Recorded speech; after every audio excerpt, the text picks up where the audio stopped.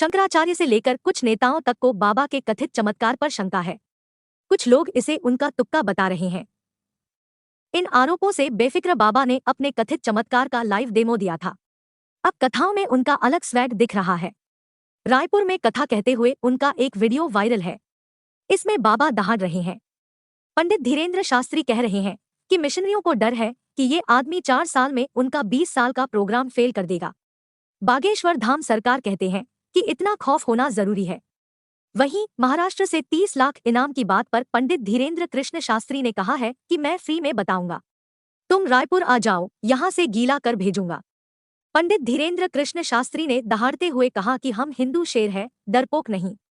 उन्होंने कहा कि गीदड़ की भभकियां दूसरों को भाती होंगी, हम सन्यासी बाबा की परंपरा के हैं, जो कहते हैं कि भगवान नहीं होते हैं और शक्तियां नहीं होती है, हम उनमें से तमाचा मारने वाले हैं।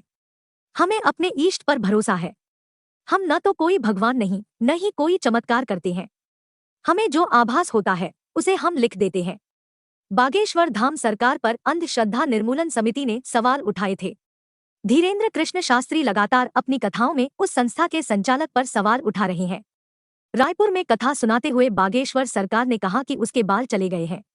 उस आदमी को सस्ती लोकप्रियता चाहिए थी। अब वो दूसरी यात्रा की तैयारी में है। उसे कोई पूछ नहीं रहा था तो सोचा कि बागेश्वर धाम को टारगेट बनाओ। मैंने अब न्यूज वालों के सामने दूध का दूध और पानी का पानी कर दिया है। बाबा अपने भक्तों से बात करते करते उग्र हो जाते हैं। इस बीच वह कहते हैं कि भारत में किसी मौलवी और पादरी में बागेश्वर धाम के सवालों का सामना करने की ताकत नहीं है। साथ ही उन्होंने कहा कि उनके चमत्कारों में भी शक्ति नहीं है। हम उनकी ठठरी बांध देंगे। धीरेन्द्र कृष्ण शास्त्री ने कहा कि हम ऐसा कोई कृत्य नहीं करेंगे जिससे सनातन धर्म को झुकना पड़े। हमारा किसी से विरोध नहीं है। विवादों में हम पड़ना नहीं चाहते हैं। पंडित धीरेन्द्र कृष्ण शास्त्री लगातार चर्चा में है। अपने पागलों के सामने वह न्यूज चैनलों के मजे लिए है। बागेश्वर सरकार अपने भक्तों को पागल कहते हैं। उन्होंने कहा कि इस देश में गरीबी और भुखमरी मुद्दा नहीं। बागेश्वर सरकार अंधविश्वास फैला रहे ये मुद्दा है। ये उनमें खौफ है। अपने प्रति ये खौफ है तो ये होना चाहिए। हम डरते नहीं, जल्द ही महाराष्ट्र भी जाने वाले हैं।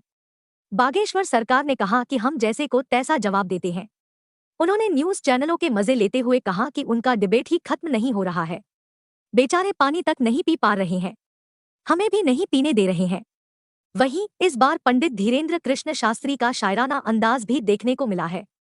वह कहते हैं कि बदनाम करने का बहाना ढूंढता है जमाना, मैं खुद बदनाम हो जाऊंगा, पहले मेरा नाम होने दो।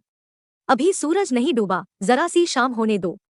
इसके बाद अपने भक्तों से वह कहते हैं कि तुम लोग इस चक्कर में नहीं आए हो, तुम सभी तो किसी और चक्कर में आए हो। मैं तो ऐसे ही बताने लगा था।